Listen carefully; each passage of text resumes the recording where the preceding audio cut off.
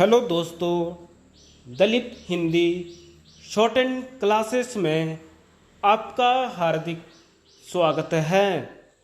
दोस्तों, आज की डिक्टेशन दैनिक जागरण की संपादकीय डिक्टेशन है। डिक्टेशन की गति 80 शब्द प्रति मिनट होगी। डिक्टेशन स्टार्ट करते हैं 5 सेकंड बाद।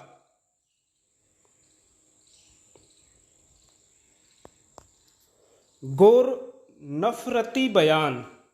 तमिलनाडु में सत्तारूढ़ द्रमुक न केवल भाजपा विरोधी गठबंधन INDIA का एक प्रमुख घटक है, बल्कि कांग्रेस का पुराना सहयोगी दल भी है।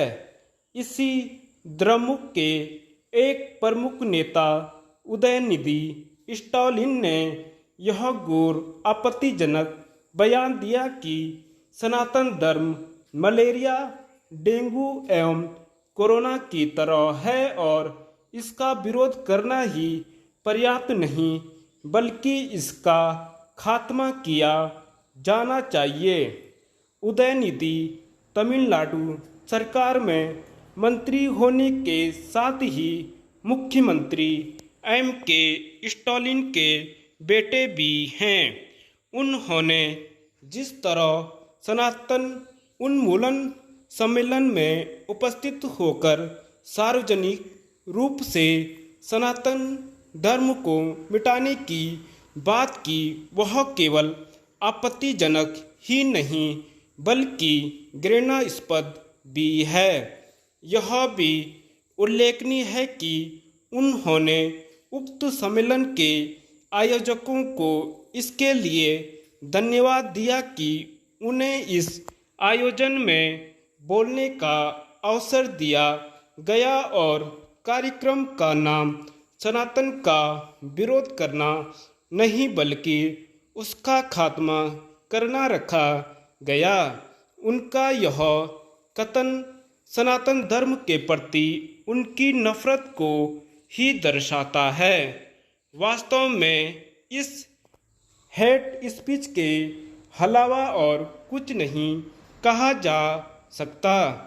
क्या यह आशा की जाए कि हेट स्पीच को लेकर सजग सक्रिय सुप्रीम कोर्ट उदयनिधि स्टालिन के कुत्सित बयान का स्वतः संज्ञान लेगा? पता नहीं वह क्या करेगा, लेकिन यह आश्चर्यजनक है। उदयनिधि अपने घृणित बयान पर अफसोस जताने के बजाय उस पर न केवल कायम हैं बल्कि उसका बचाव भी कर रहे हैं। यह अहंकार संग निर्लज्जता की पराकाष्ठा है। आश्चर्य की बात यह भी है कि कांग्रेस के कुछ नेताओं के साथ INDIA के घटकों के नेता भी उदयनिधि के बयान का बचाव करने में जुट गए हैं।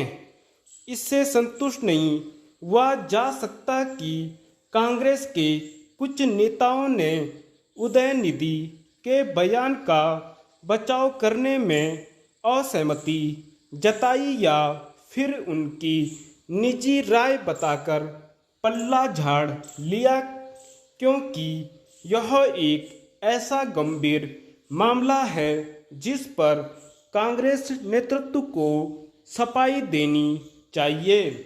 समझना कठिन है कि स्वयं को शिव भक्त और जनेऊधारी ब्राह्मण बताने कहलाने वाले राहुल गांधी उदयनिधि स्टालिन के द्वेषपूर्ण बयान पर कुछ कहने की आवश्यकता क्यों नहीं समझ रहे हैं।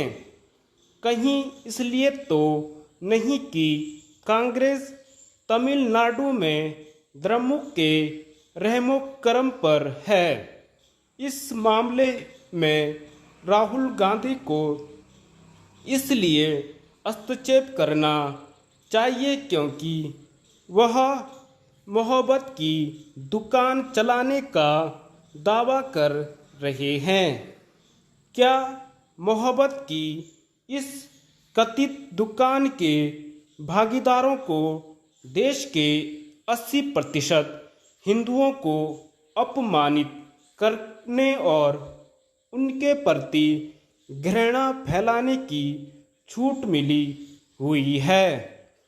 प्रश्न यह भी है कि क्या उदयनिधि स्टालिन वैसा कोई बयान किसी अन्य मजहब को लेकर दे सकते हैं जैसा उन्होंने सनातन यानी हिंदू धर्म को लेकर दिया?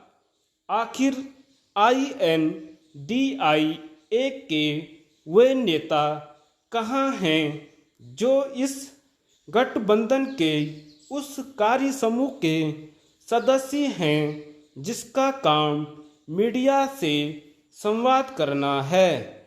एक प्रश्न यह भी है कि क्या उदयनिधि स्टालिन का बयान INDIA के नारे जुड़ेगा भारत जीतेगा इंडिया को बल देने वाला है? धन्यवाद।